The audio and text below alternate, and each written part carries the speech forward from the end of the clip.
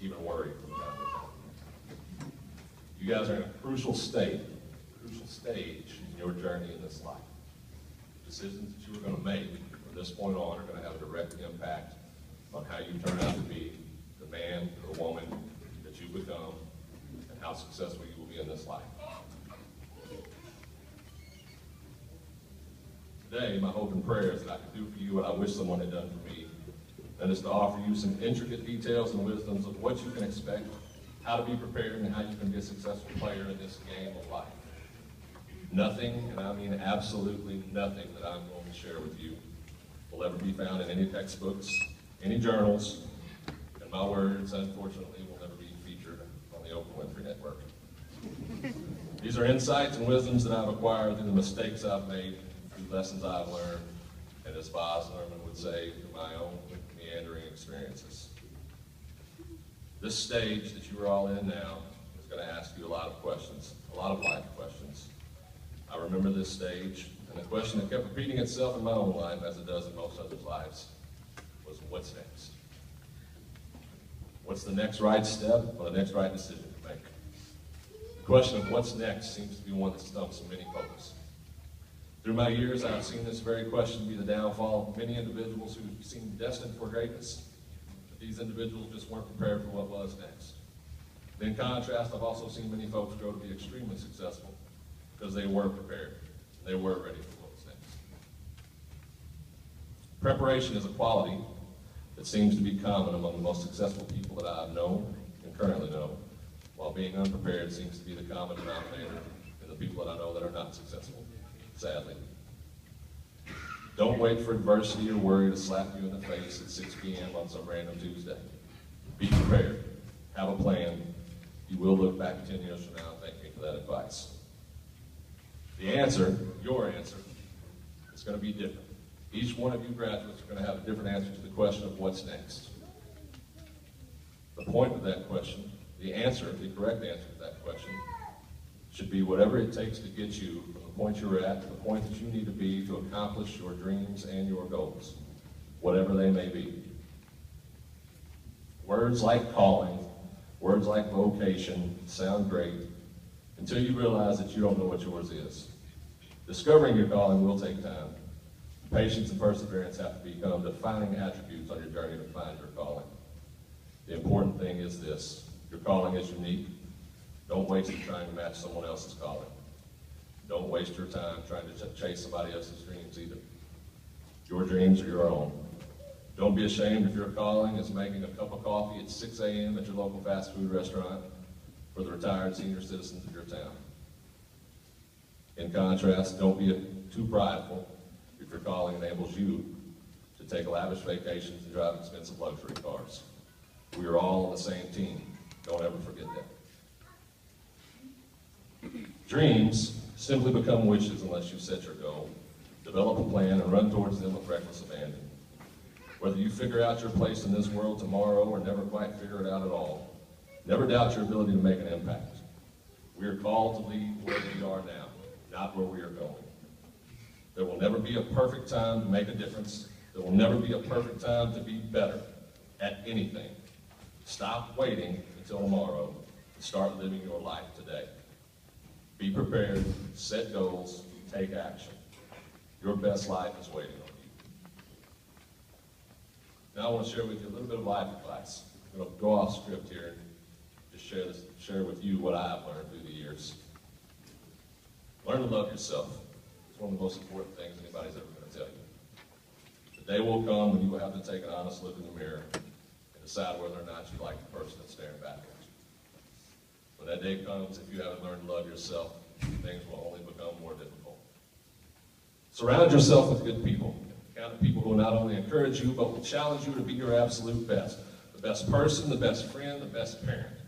People who will hold you accountable when you make foolish decisions, or when you find yourself getting complacent and settling for less than your best and less than what you deserve out of this life. In quoting Henry David Thoreau, that if one advances confidently in the direction of his dreams and endeavors to live the life with which he imagined, he will meet with success unexpected in common hours. Respect and appreciate the power of your mind. These are the greatest tools that you have been equipped with, whether you realize it now or not. They will be the driving force behind every single decision you make in this life, every single one. They will enable you to set goals, to stay focused, and create a plan that will set you up for success. Never discount the importance of using your heart and mind to make an informed decision. Every decision you make today will have a direct impact on where you will be 10 years from now. At 22, you will not fully understand that. At 32, it will make perfect sense. In regards to decisions that you're going to have to make, some of them are going to require an unshakable confidence in your own abilities. One of my former basketball coaches during high school had a unique method to delegate playing time. Instead of having the usual starting five, our starters and the players who saw the majority of the minutes differed and varied from game to game. Coach would look us in the eyes in the locker room prior to the game, and he would go around one by one. Who's going to change the game? Who's going to change the game? Who's going to change the game? One by one, the players would raise their hand. Their answer was always the same. I am coach. I'm going to change the game.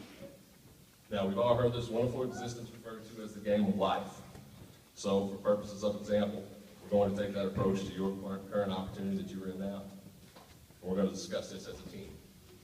Every team, every corporation, every sports organization has a hierarchy of personnel that keeps the wheels spinning. This corporate structure ensures that the team as a whole and each player in the game does their absolute best with the talents that they have, only their talents. And it applies perfectly to our lives as well. And it applies perfectly to your lives, graduates.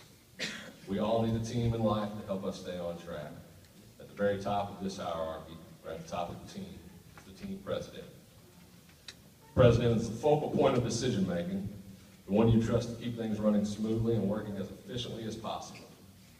There was a time in my life when I tried to be both player and president. It was an epic and miserable failure. I found it increasingly difficult, almost impossible, to pull my weight on the team while simultaneously pulling presidential duties. So personally, I chose to make God the president of my life. Once I made that decision, the game got easier, not easy, but easier. Decisions were simpler, and the structure of the game was one that I could follow without burning out. My role within the game was clearly defined, and my performance increased tenfold. I encourage each one of you to find your own president. Right below the president in the team is the vice president. The vice president supports the president and the team and offers the moral support and guidance that each player needs. For me, I have two vice presidents. My parents. Either one of them are here today. I wish they were, but they are not.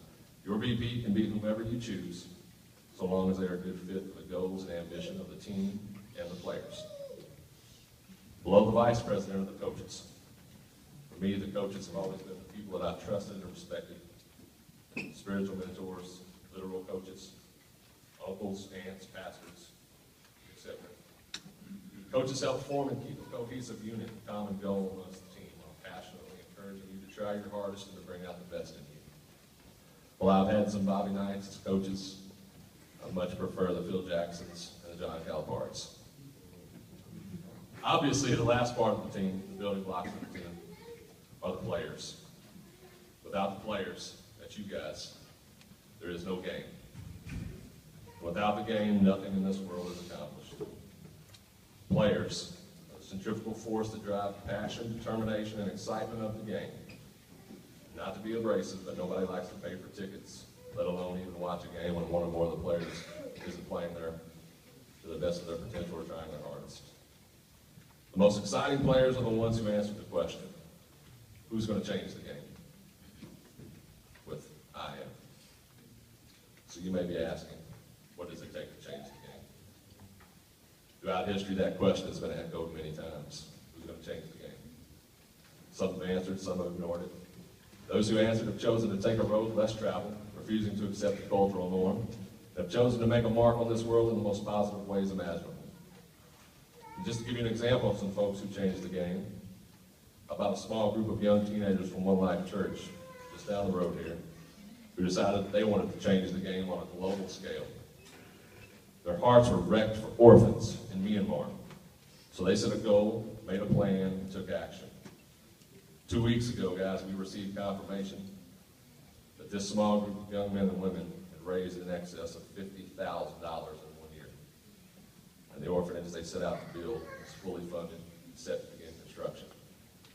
Not bad for a group of middle and high school students in a small town of Henderson, Kentucky. Mark Weaver, who some of you may know, a very dear friend of mine, decided he wanted to change the game as well. I don't know if you know Weaver's story. I'm not going to share it with you. Probably kill me if I did. After some major setbacks in Mark's life, he made the choice to change the game through his financial planning and investment corporation. Mr. Weaver set a goal, made a plan, and took action. And to date, he has raised almost $100 million for charity and philanthropies. Not bad for a small town guy. So in closing, graduates, I want to encourage you. Do your best, be prepared, develop a plan. Never undervalue or underestimate your ability to have a profound impact on this world. Your job is to leave this world better off than it was when you arrived. Please don't ever wait for the future, because your future starts now. So my challenge to you, 2014 graduating class, who's going to change the game? Which one of you are going to change the game? Thank you. God bless you.